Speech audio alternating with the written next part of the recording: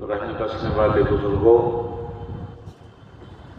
हम साथियों, नौजवान दोस्तों, इस्लामी भाइयों,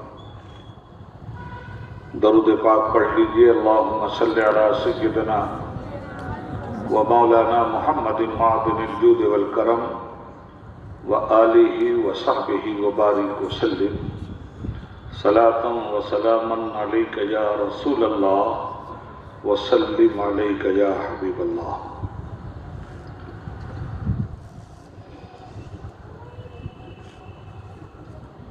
मोहतरम सामीन बज़्म, सबसे पहले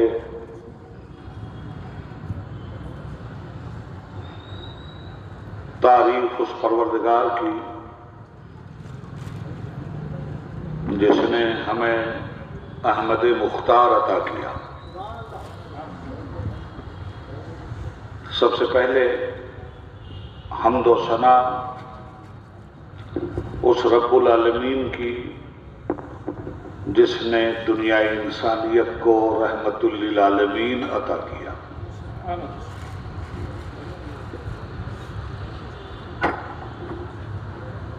सबसे पहले हम्द व सना उस मालिक व माबूद की जिसने हमें मुस्तफ़ा अता किया,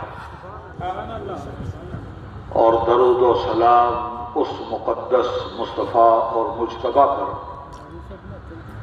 जिसने दुनिया में आकर हमें एक खुदा का पता अता किया।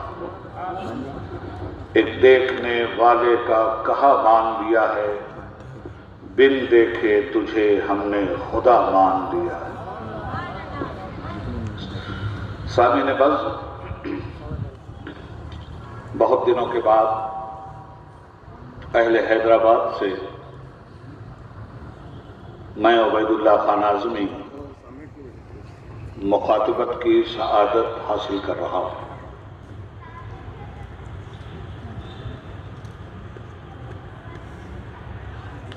खिताबत व समाअत के हवाले से हर खतीब की जिम्मेदारी है कि वह सही मसला बताए, अवाम को सही तालीम दे,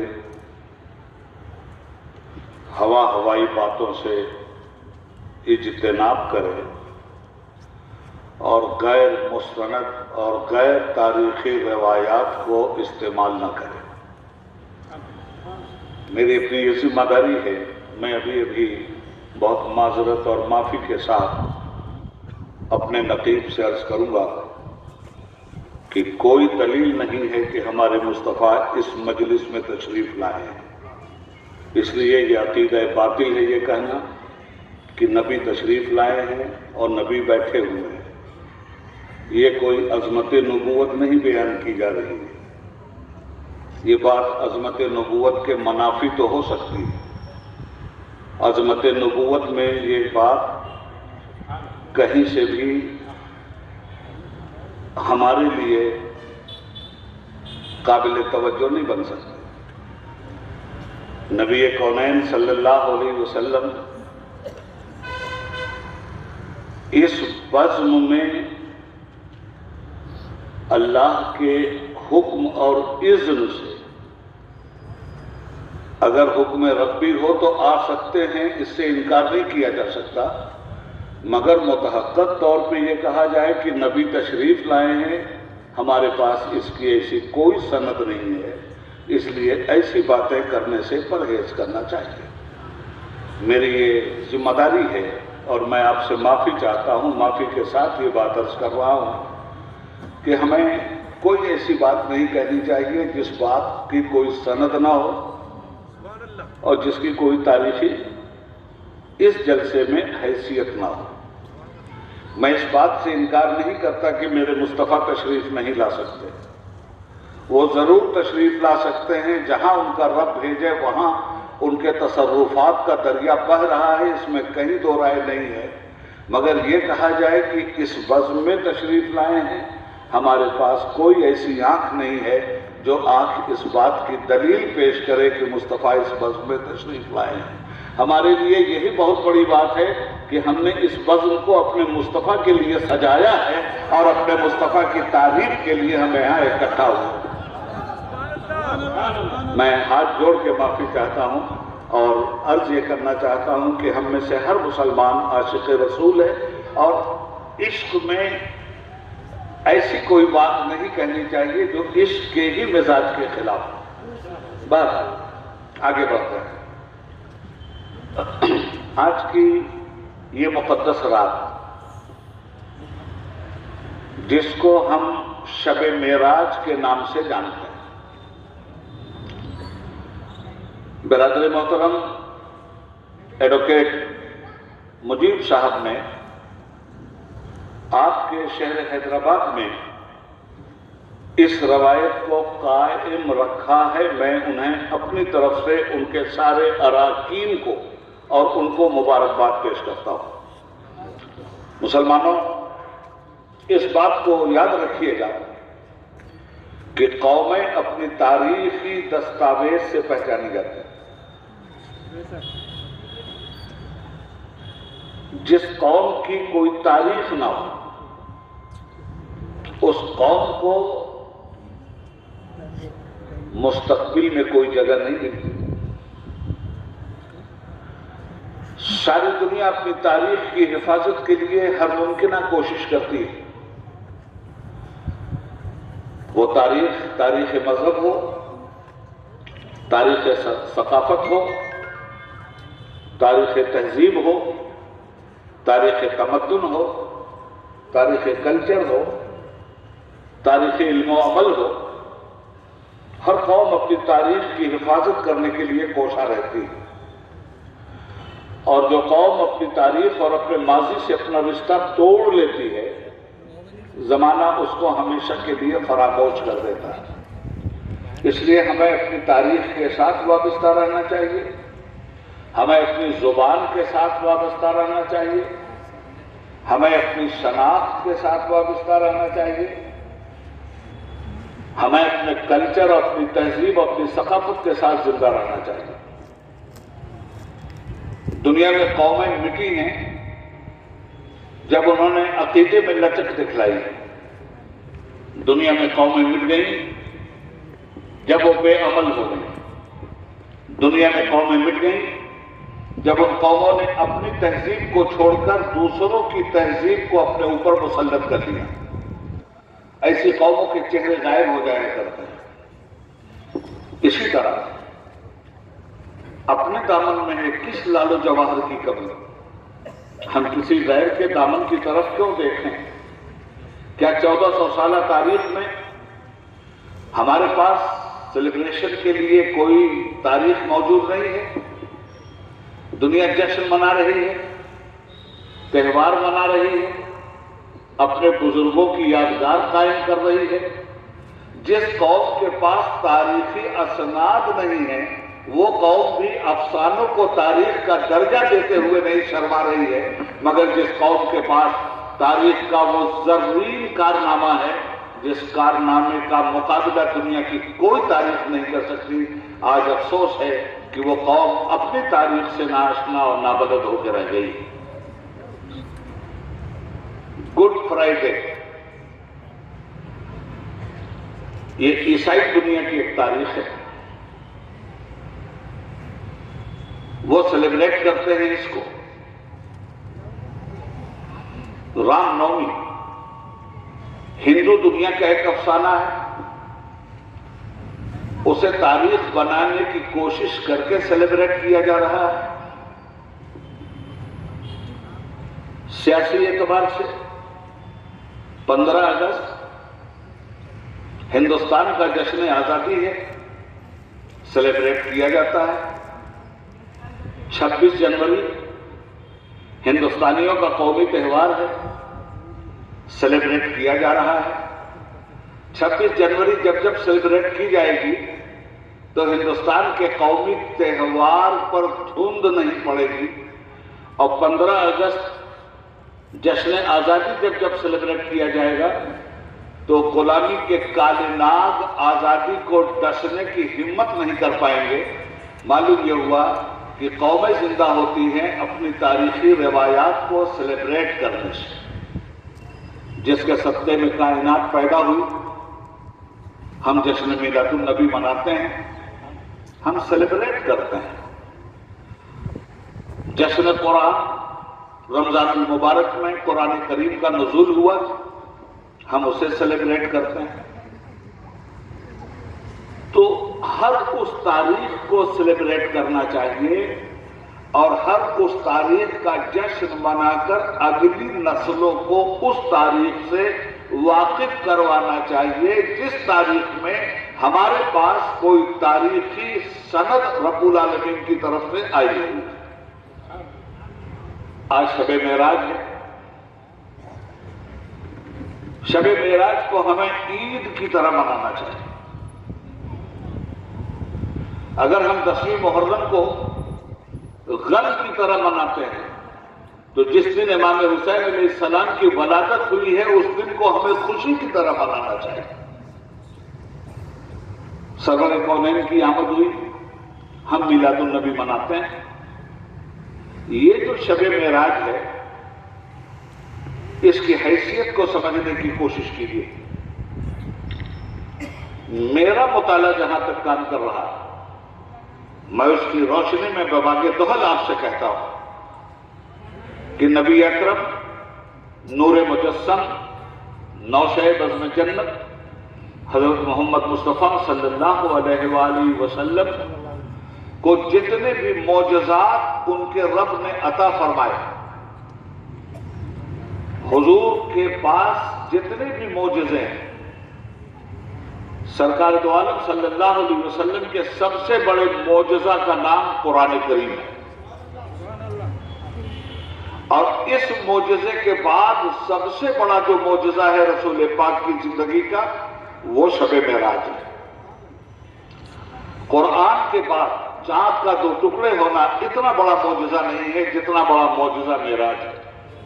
سورج کا پلٹ کے آ جانا اتنا بڑا معجزہ نہیں ہے جتنا بڑا معجزہ معراج ہے۔ انگشت مبارک سے صلح حدیبیہ کے موقع پر 1 کٹورا پانی میں کوثر دھارا کا بہوا دینا اور 1500 صحابہ اور ان کے اونٹوں کو پلوا دینا اتنا بڑا معجزہ نہیں ہے جتنا بڑا معجزہ یہ معراج ہے۔ تو جب قرآن کریم کے بعد سب سے بڑا یہ معجزہ ہمارے آقا کو ہمارے رب نے عطا کیا تو پھر امت کی کیا ذمہ داری ہے؟ میں سورہ کوثر پڑھوں آپ کے سامنے۔ اللہ تعالیٰ فرماتا ہے اِنَّا آتَيْنَاكَ الْكَوْثَرَ، میرے حبیب میں نے سارے جہان کی کثرت آپ کو عطا کر دی، تو ہمیں خوشی ہوگی یا نہیں ہوگی؟ موسیٰ کے جلال کو جو کمال نہیں ملا وہ ہمارے مصطفیٰ کو ملا، آدم کی آدمیت کو جو عروج نہیں ملا وہ ہمارے مصطفیٰ کو ملا، نوح کی شجاعت کو جو انتہا نہیں ملی وہ ہمارے مصطفیٰ کو ملی، لوط کی حکمت کو جو حکمت نہیں ملی وہ حکمت ہمارے مصطفیٰ کو ملی، شیش کی معرفت کو جو معرفت نہیں ملی وہ معرفت ہمارے مصطفیٰ کو ملی، یوسف کے حسن و تمکنت کو جو حسن نہیں ملا وہ حسن ہمارے مصطفیٰ کو ملا، یعقوب کے اعتماد کو جو اعتماد حاصل نہیں ہوا اس سے بڑا اعتماد ہمارے مصطفیٰ کو رب العالمین نے دیا۔ وہ کون سی خوبی ہے جو ہمارے پیغمبر میں رب العالمین نے اکٹھا نہیں کر دیا؟ ان کا غلام در غلام عبید اللہ آزمی عرض کرنا چاہے گا کہ 1,24,000 کم و بیش انبیاء کرام جتنے کمالات فردن لے کر آئے تھے ہر کمال آپ اپنے مصطفیٰ کی ذات میں دیکھیں گے۔ آدم کی آدمیت دیکھنا ہے، شب معراج کے دولہا کو دیکھیے، لوط کی حکمت دیکھنا ہے، نوشہ بزم جنت کو دیکھیے، یعقوب کا اعتماد دیکھنا ہے، آمنہ کے لال کو دیکھیے، یوسف کا حسن تمکنت دیکھنا ہے، وادی فتح کے چاند کو دیکھیے، حضرت ابراہیم کی خلت دیکھنا ہے، اللہ کے حبیب کو دیکھیے، جناب اسماعیل کی قربانی دیکھنا ہے، رسول اللہ کا ایثار دیکھ لیجئے، جناب اسحاق کا اعتبار دیکھنا ہے، رسول اللہ کی رضا دیکھ لیجئے، جناب ہارون کی اخوت دیکھنی ہے، علی سے رسول کی محبت دیکھ لیجئے، جناب مصطفیٰ کی ذات میں وہ کون سا کمال ہے جو کمال تمام انبیاء کرام میں تھا اور میرے آقا کو نصیب نہ ہوا؟ حسن یوسف دم عیسیٰ ید بیضا داری ان خوبا ہما دارن تو تنہا داری، یہی بولے سدرا والے چمنے جہاں کے تھالے سبھی میں نے چھان ڈالے، تیرے پائے کا نہ پایا تجھے ایک نے ایک بنایا، تجھے حمد ہے خدایا، تجھے حمد ہے خدایا۔ ہارون کی اخوت بھی وہاں ہے، مصطفیٰ کا موسیٰ کا جلال بھی وہاں ہے، عیسیٰ کا جمال بھی وہاں ہے، میرے رب کا کمال بھی وہاں ہے۔ یہ ہے مصطفیٰ جان عالم، لم یات نظیر و کفی نظرین، مثلے تو نشد پیدا جانا، جگراج کو تاج تورے سر سوہے، تجھ کو شہید و سرا جانا۔ سبحان اللہ، سبحان اللہ۔ حضرات گرامی، بس نعرہ بازی بھی بند کرو، نعرہ نہیں چاہیے، بات سنو، بہت نعرے لگ چکے۔ سرور کائنات صلی اللہ علیہ وآلہ وسلم اس دنیا میں تشریف لاتے ہیں 570 عیسوی، 40 سال کی زندگی،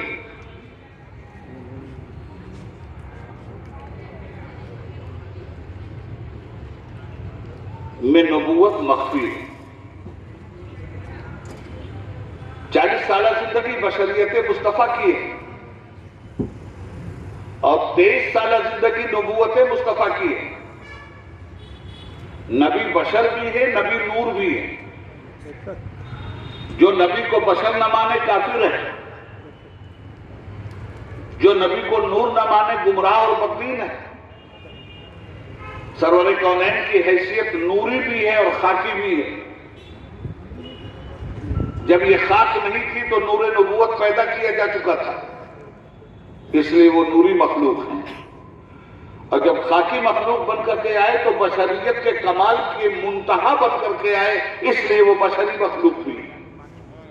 تو عقیدے میں اس بات کو رکھ لینا، حضور بشر ہیں، حضور آدمی ہیں، حضور انسان ہیں۔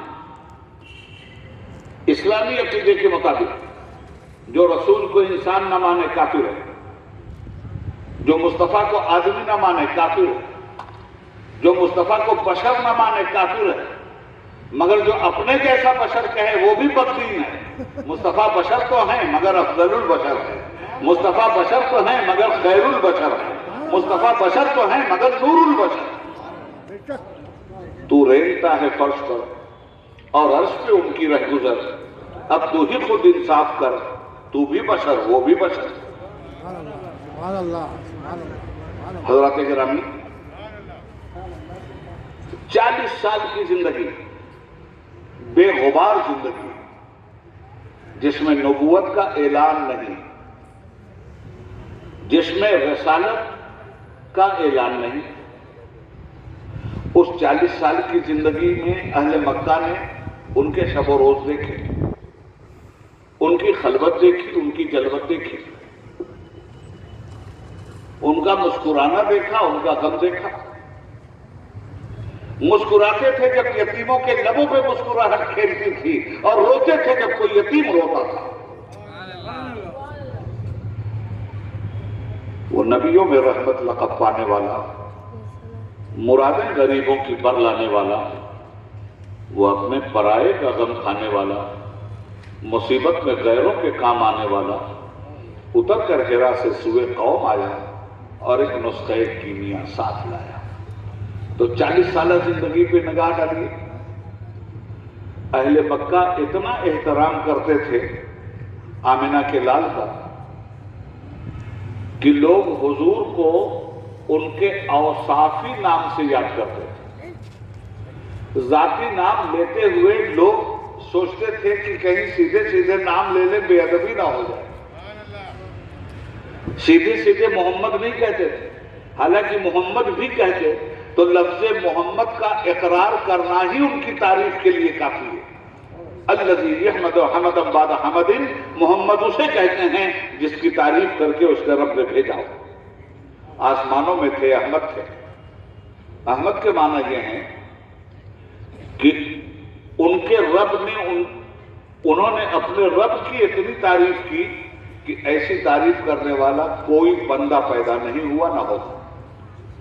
اور محمد کے معنی یہ ہیں کہ ان کے رب نے ان کی ایسی تعریف کی کہ ایسی تعریف رب نے کسی فرد بشر کی نہیں کی، وہ ہیں محمد۔ مگر اہل مکہ کیا کہتے تھے؟ حضور جب گزرتے تھے راستے سے تو کہتے تھے امین جا رہا، امانت دار جا رہا۔ حضور کو جب دیکھتے تھے تو کہتے تھے صادق جا رہا، سچا جا رہا۔ کبھی کبھی اوصاف کے نام بلندیوں کی معراج پہ پہنچ جایا کرتے ہیں۔ حضور کو صادق اور امین یہ دو لقب دیے تھے اہل مکہ نے نبوت کے اعلان سے پہلے۔ 40 سال کے بعد اعلان نبوت ہوا اور 23 سال تک ظاہری زندگی میں حضور سرگرم عمل رہے۔ نبوت کے اعلان کے بعد 13 سال کا دور مکہ میں گزرا ہے اور 10 سال کا زمانہ مدینہ میں گزرا ہے۔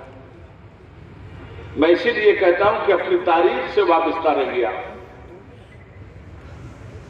نبوت کا اعلان 12 فروری 610 عیسوی کو ہوتا ہے، تو شروع میں تو اہل مکہ نے کوئی زیادہ تعارض نہیں کیا، مگر جب ان کے عقیدے پہ چوٹ پڑنے لگی، ان کے رسم و رواج جاہلیت پہ چوٹ پڑنے لگی، جب بھی جہادت کی رسموں پہ چوٹ پڑتی تو جاہل ایسے لوگوں کے خلاف کھڑے ہو جاتے ہیں، پھر وہ ظلم و ستم کا ہر حربہ استعمال کرتا ہے۔ جب تک حضور نے جہالت کے خلاف نبوت کے مشن کے مطابق زبان نہیں کھولی تھی، یا جب تک حضور کو حکم نہیں آیا تھا کہ اب اس جہالت کے خلاف نبوت کے اسٹیج سے آپ اعلان کیجیے اور جہاد کیجیے، تب تک تو اہل مکہ کی نگاہوں کا نور یہی رسول تھے، تب تک تو ان کے دلوں کا سرور یہی رسول تھے۔ مگر جب حضور نے کہا اللہ ایک ہے تو لوگ خفا ہو گئے۔ ہم 360 420 معبودوں کو مانتے ہیں، یہ ایک خدا کی بات کرتے ہیں۔ جب حضور نے کہا بیٹیوں کو قتل مت کرو تو لوگ ناراض ہو گئے۔ جب حضور نے کہا چغل خوری مت کرو تو لوگ ناراض ہو گئے۔ جب حضور نے فرمایا کہ لوگوں کی بہو بیٹیوں پر ناپاک نگاہ مت ڈالو تو لوگ ناراض ہو گئے۔ جب حضور نے کہا کہ کسی مظلوم کو مت ستاؤ تو لوگ ناراض ہو گئے۔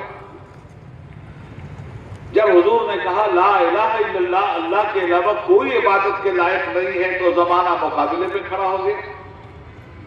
مگر اللہ کے نبی کو حکم تھا اللہ کا وَرَبَّكَ فَكَبِّرْ، میرے نبی میری کبریائی کا اعلان کیجیے۔ اب کبریائی کا اعلان کس ماحول میں ہو رہا ہے؟ کفر کے ماحول میں، شرک کے ماحول میں، ان کے عقیدے کے خلاف، ان کے عمل کے خلاف، ان کی تاریخ کے خلاف، ان کی جہالت کے خلاف، ان کی برائی کے خلاف اللہ کا نبی جب بول رہا ہے تو اکیلا ہے نہ مکے میں، اور جن لوگوں کے خلاف بول رہا ہے انہی کی تو کثرت ہے نہ مکے میں۔ چاروں طرف سے تیر چلنے لگے، گالیاں دی جانے لگی، ساحر کہا جانے لگا، مجنو کہا جانے لگا، پتھر پھینکا جانے لگا، کعبے میں نماز پڑھ رہے ہیں تو اونٹ کی اوجھڑی اوپر ڈالی جانے لگی۔ ہر ظلم و ستم نبی پہ روا رکھا گیا۔ حضور کا جرم کیا تھا؟ حضور کی غلطی کیا تھی؟ ان کی نگاہ میں حضور کا جرم یہی تو تھا کہ سارے جہان میں جو لوگ اپنی جبین ابدیت کو ٹھوکر مار رہے ہیں، وہ جبین ابدیت ایک خدا کے پاس آ جائے۔ آدمی جگہ جگہ سجدہ کر کے ذرے ذرے کا غلام ہو رہا تھا، زمین سے سجدہ مانگ رہی تھی، آسمان سجدہ مانگ رہا تھا، سورج سجدہ مانگ رہا تھا، چاند کی چاندنی سجدہ مانگ رہی تھی، اور وہ انسان زمین سے دانا پانی ملا تو زمین کو خدا بنا لیا، زمین کا سینہ پتھر نے توڑ دیا تو پتھر کو خدا بنا لیا، پتھر کا سینہ لوہے نے توڑ دیا تو لوہے کو خدا بنا لیا، لوہے کو آگ نے پگھلا دیا تو آگ کو خدا بنا لیا، آگ کو پانی نے بجھا دیا تو پانی کو خدا بنا لیا، پانی اور سمندر میں سونامی چاند کی چاندنی نے پیدا کر دی تو زمین سے اٹھ کے چاند کو خدا بنا لیا، چاند کا نور سورج نے چھین لیا اور رات ہو گئی تو دن نکل آیا۔ تو سورج کو خدا بنا لیا گیا. فلما رأى الشمس بازغة قال هذا ربي هذا اکبر. حضرات یہ عقیدے کی وہ خرابی تھی جس کے خلاف مصطفیٰ کھڑے ہوئے تھے. وہ ایک سجدہ جسے تو گرا سمجھتا ہے 1000 سجدوں سے دیتا ہے آدمی کو نجات. میرے نبی کہہ رہے تھے ایک در کی غلامی کرو، ہر در کی غلامی سے آزاد کر دوں گا تم کو. ایک رب کے سامنے جھک جاؤ، سب کے سامنے جھکنے سے انکار کر دو. اور جب ایک رب کے سامنے جھکے تو دنیا نے دیکھا کہ دریا کی روانی نے راستہ انہی کو دیا تھا. دنیا نے دیکھا کہ جبل شامخ انہیں کے سامنے پونا بن گیا تھا. دنیا نے دیکھا کہ مکہ کی دھرتی سے جو صدائے اللہ اٹھی تھی، آج ساری کائنات عالم میں لا الہ الا اللہ اور محمد رسول اللہ کا پرچم شان سے لہرا رہا ہے. یہ اس آواز کی طاقت تھی دوستو. اب کچھ لوگ مسلمان ہونے لگے. تو جب کچھ لوگ مسلمان ہونے لگے تب کفار و مشرکین کو بڑی پریشانی ہوئی اور انہوں نے سوچا کہ صاحب یہ دین اگر آگے بڑھ گیا تو ہماری چودراہٹ کا جنازہ نکل جائے گا. اس لیے کہ ان کے مذاہب کھانے پینے کے مذہب تھے، اور جو قوم بھی اپنے مذہب کو کھانے پینے کا مذہب بنا لے گی برباد ہو جائے گی. یاد رکھیے گا مذہب کھانے پینے کی چیز نہیں ہے. کھانے پینے میں حرام اور حلال کی تمیز بتلانے کی چیز ہے. اتنی دشمنی بڑھی، اتنی دشمنی بڑھی، اتنی دشمنی بڑھی کہ اہل مکہ نے جب تباہی کے ہر راستے کھولے اور حضور پر زندگی کا ہر راستہ بند کر دیا. نبی اکرم صلی اللہ علیہ وسلم نے 11 سال تک مسلسل کوششیں کی. صحابہ کاٹے گئے، مارے گئے، سولی پہ چڑھائے گئے، آگ میں بھونے گئے، کھجوروں کے اوپر باندھ کر ان کی ناک کے نیچے 2-2 کلو مرچیں رکھ کے سلگائے گئے. یہ سارا ظلم ہوتا رہا مکہ کی سرزمین. مگر اللہ کے حبیب کو حکم تھا کہ میرے حبیب صبر کے ساتھ، استقلال کے ساتھ دین کے کام کو جاری رکھیں. پھر جب اہل مکہ میں ایسی روحیں نظر نہیں آئیں کہ یہ لوگ ایمان لائیں گے تو نبی پاک صلی اللہ علیہ وسلم نے ایک دن قصد کیا طائف جانا. مکہ مکرمہ سے طائف تقریباً 80 اور 100 کلومیٹر کی دوری پہ پرفضا مقام ہے. 3 سردار تھے وہاں کے. حضور نے سوچا یہاں تو بہت کم لوگ مسلمان ہوئے، اب چلتا ہوں طائف، وہاں کے سرداروں کو سمجھاتا ہوں اللہ کا دین قبول کر لو، ایک خدا ہے مان لو، اس کی ذات میں، اس کی صفات میں کسی کو شریک مت کرو. سرکار گئے وہاں، تینوں کے سامنے اسلام پیش کیا. کیا جواب ملا طائف؟ رسول کی دعا کا جواب طائف نے پتھروں سے دیا تھا. رسول کے صبر کا جواب طائف نے جبر سے دیا تھا. رسول کے عدل کا جواب طائف نے ظلم سے دیا تھا. رسول کی انکساری کا جواب طائف نے گھمنڈ سے دیا تھا. رسول کے علم کا جواب طائف نے جہالت سے دیا تھا. رسول کی مروت کا جواب طائف نے فرعونیت سے دیا تھا. پھر اتنے پتھر مارے گئے میرے مصطفیٰ کو، اتنے پتھر مارے گئے کہ حضور زخموں سے چور ہو کر زمین پہ بیٹھ جاتے تھے. تو طائف کے اوباش اور گنڈے لڑکے اپنے سرداروں کی شہ پر رسول اللہ کے شانوں کو پکڑ کے اٹھاتے تھے، اور پھر نبی پاک پر چاروں طرف سے پتھروں کی بارش ہو رہی. میرے آقا کس ماحول میں اس اسلام کو پیش کر رہے تھے، جس اسلام کو آج کے مسلمان نے قبول کرنے کے بعد اس کا مذاق اڑانا شروع کر دیا ہے. کلمہ بھی پڑھتا ہے اور جہیز کی لعنت میں بھی مبتلا ہے. ایک عائشہ نامی لڑکی برباد نہیں ہوتی، خودکشی نہیں کرتی اگر یہ مسلمان اسلام کو سمجھ کر کے شادی کرتا اور اسلام کے حکم پر اپنی زندگی گزارتا. جہیز کی لعنت نے ایک مسلم بچی کو مارا ہے. جہیز کے نام پر اس قوم نے اپنی تاریخ کو برباد کیا ہے اور کہتے ہیں حضور نے جہیز دیا تھا. میں آپ سے کہنا چاہتا ہوں غلط بات کہتے ہیں لوگ کہ حضور نے جہیز دیا تھا. جب جناب فاطمہ سیدہ سلام اللہ علیہا سے شادی کا انتخاب کیا تھا مولا علی کے ساتھ رسول پاک نے، تو حضرت علی سے پوچھا تھا کہ علی تمہارے پاس کچھ ہے؟ تو جناب علی نے کہا تھا یا رسول اللہ میرے پاس ایک تلوار ہے، ایک زرہ ہے. حضور نے فرمایا اپنی زرہ بیچ دو اور شادی کا انتظام کرو. لڑکی والوں سے جہیز کا مطالبہ کرنا اسلام میں حرام ہے، حرام ہے، حرام.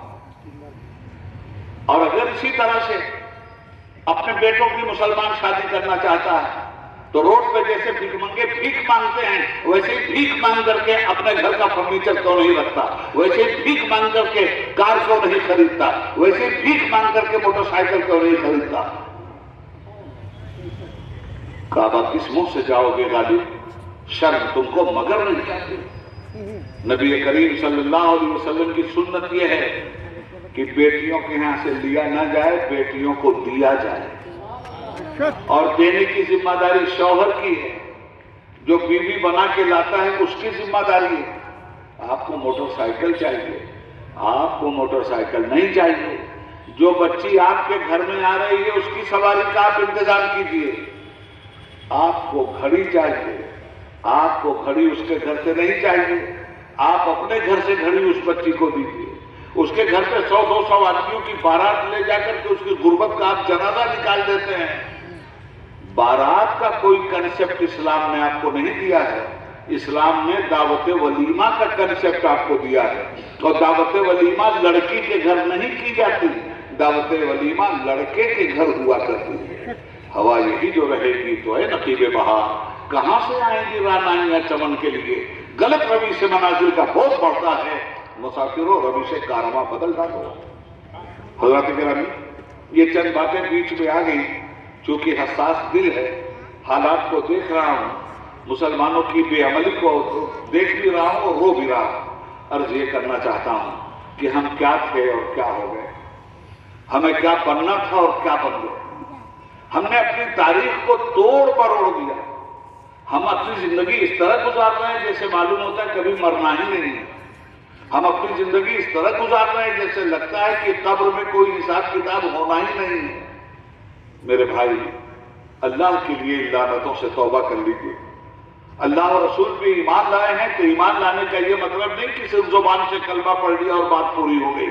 زبان نے کہہ بھی دیا لا الہ تو کیا حاصل، نگاہ و دل جو مسلمان نہیں تو کچھ بھی نہیں. اگر چپ اٹھے جماعت کی آستینوں میں مجھے ہے حکم اذاں لا الہ الا اللہ. یہ دور اپنے براہین کی تلاش میں ہے، صنم کدا ہے جہاں لا الہ الا اللہ.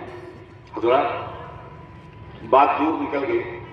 عرض یہ کر رہا تھا کہ طائف میں پتھروں سے استقبال میرے مصطفیٰ کا ہوا. نالین مبارک میں خون چپک کر کے رہ گیا ہے، نالین پیر سے چپک کر کے رہ گیا ہے.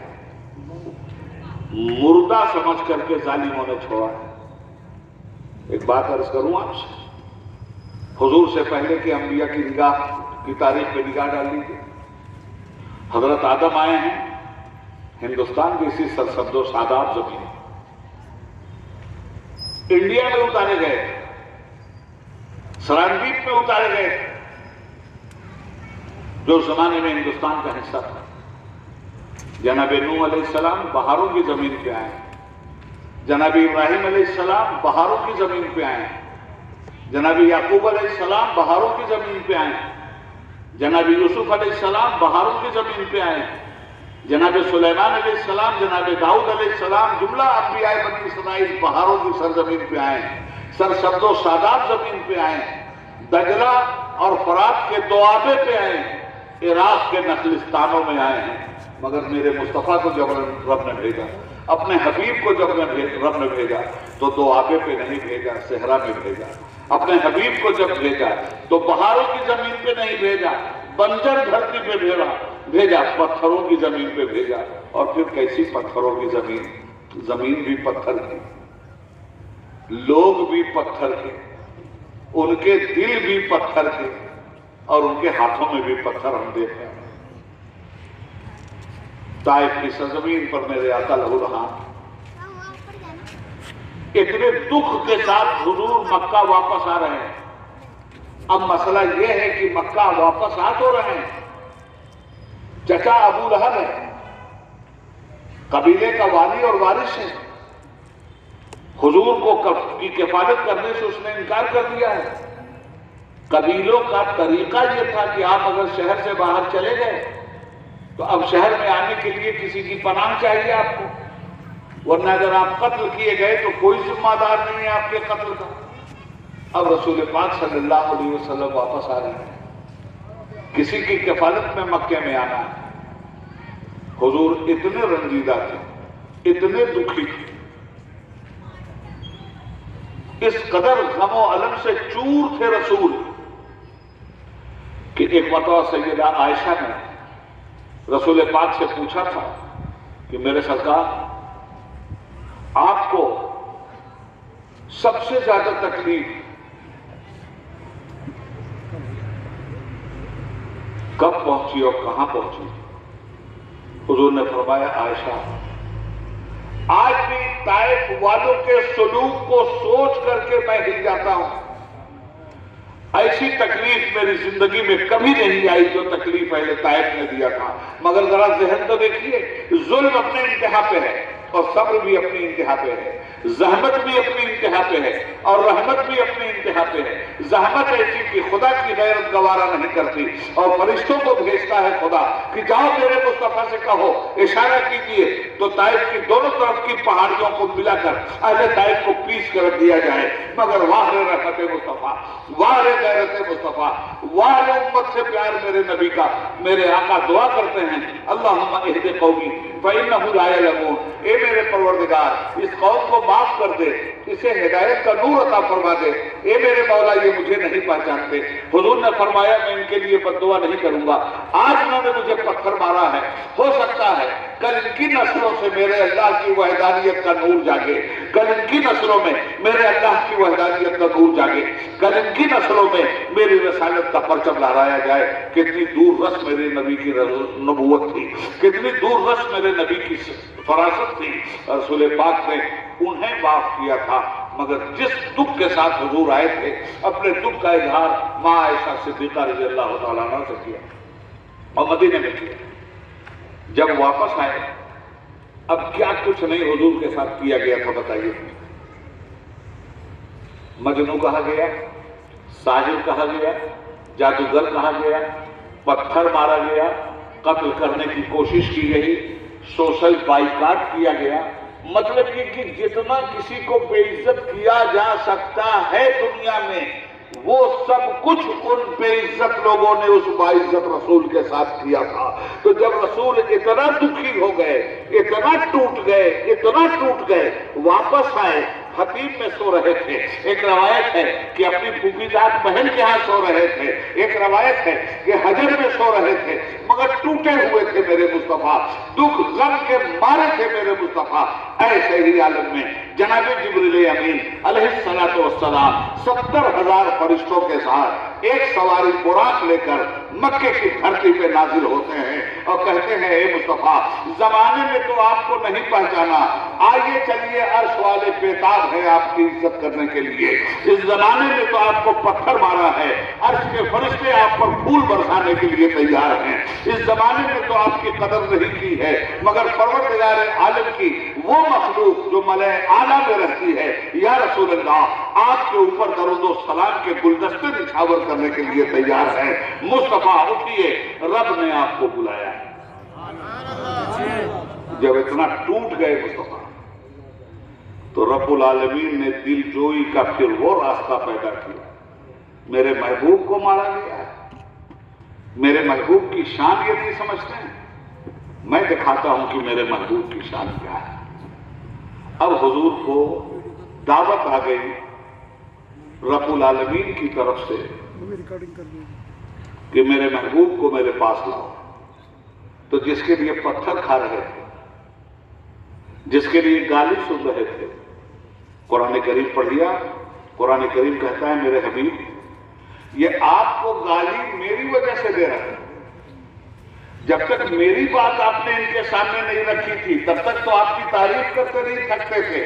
جس دن سے میری بات آپ نے ان کے سامنے رکھی ہے اس دن سے آپ کو یہ گالی دے رہے ہیں، آپ کو یہ ساحر کہہ رہے ہیں، آپ کو یہ مجنون کہہ رہے ہیں، اے میرے حبیب غم نہ کیجئے گا، اور ان کے پیچھے اپنی جان کو بھلانے کی کوشش نہیں ہے، آپ میری بات پہنچاتے رہیے، وما علینا الا البلاغ، اس کے بعد آپ کی کوئی ذمہ داری نہیں۔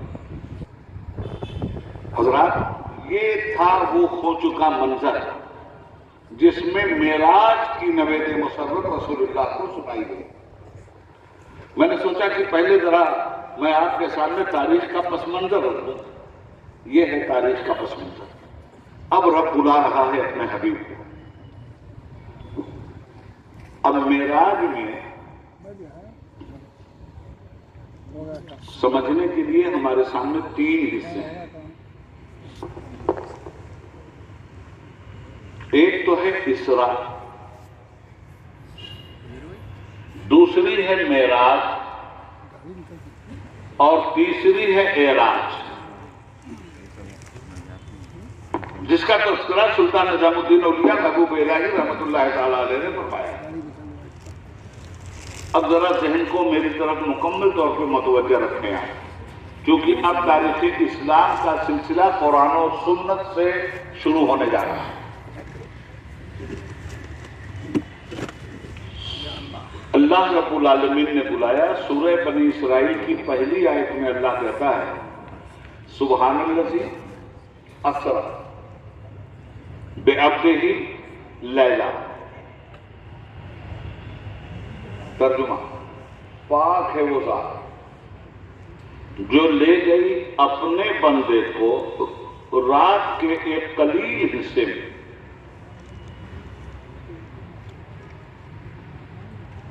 من المسجد الحرام الی المسجد الاقصی، مسجد حرام سے مسجد اقصی تک۔ یہ آیت کریمہ اس سفر کو یہی ختم کر رہی ہے۔ سبحان الذی اسری بعبدہ لیلا من المسجد الحرام الی المسجد الاقصی، پاک ہے وہ ذات جو لے گئی اپنے بندے کو رات کے ایک مختصر حصے میں مسجد حرام سے مسجد اقصی تک۔ مسجد حرام سے مراد کعبۃ اللہ، مسجد اقصی سے مراد القدس ہے۔ یعنی رات کے قلیل حصے میں رسول پاک کو اللہ رب العالمین لے گیا مکہ سے فلسطین تک۔ یہ زمین کا سفر قرآن کریم نے بیان کیا ہے، اور اس سفر کا انکار کفر ہے۔ جو بھی انکار کرے گا کافر ہو جائے۔ سبحان الذی اسری بعبدہ لیلا۔ ایک نقطے کی بات آپ سے عرض کروں،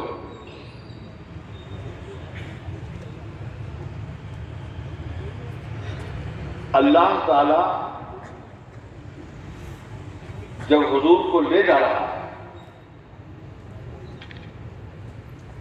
تو کیا کہہ کے لے جا رہا ہے؟ رسول بھی تھے اللہ کے، نبی بھی تھے اللہ کے۔ قرآن یہ نہیں کہتا سبحان الذی اسری بنبیہ لیلا، قرآن یہ بھی نہیں کہتا سبحان الذی اسری برسولہ لیلا، پاک ہے وہ ذات جو لے گئی اپنے رسول کو راتوں رات۔ نہ، قرآن کہتا ہے سبحان الذی اسری بعبدہ لیلا، پاک ہے وہ ذات جو لے گئی اپنے بندے کو راتوں رات۔ اب یہ چیز محل نظر ہے، یہ حضور کی بندگی ہے جو جا رہی ہے۔ رسالت نام ہے اللہ کے پاس سے بندوں کے پاس آنے کا، اور بندگی نام ہے بندوں کے پاس سے چل کر اللہ کے پاس جانے کا۔ تو رسول کی رسالت کے حوالے سے معراج کی بات نہیں کی جا رہی، رسول کی ابدیت کے حوالے سے بات معراج کی جا رہی ہے کہ ابدیت اپنے اخلاص میں اگر منتہائے کمال کو پہنچے تو معراج کا منصب دے دیا جاتا ہے۔ سبحان الذی اسری بعبدہ لیلا من المسجد الحرام الی المسجد الاقصی۔ کیا مقصد تھا، کیوں کروائی گئی یہ معراج؟ اس لیے کہ حضور کا دل بہت ٹوٹا تھا، بے پناہ ظلم ہوئے تھے، تو زخموں پہ مرہم رکھنے کا یہ ایک راستہ قدرت نے اپنے حبیب کے لیے نکالا. اور جب سرکار کی معراج شروع ہوئی تو ایک سواری آئی تھی نا. اچھا ذرا آسان زبان میں بات کروں تاکہ آپ اچھی طرح سے سمجھیں. ایک سواری آئی. آج تو سائنس کا زمانہ ہے نا بھائی. آج سے 500 برس پہلے آپ میں سے کسی کی عقل اس بات کو ماننے کے لیے تیار تھی کہ ایک ایسی مشین آئے گی جس پر بولنے والا بولے گا اور میلوں لوگ سنیں گے؟ اگر یہ کہا جاتا لوگ انکار کر دیتے. آج سے 500 سال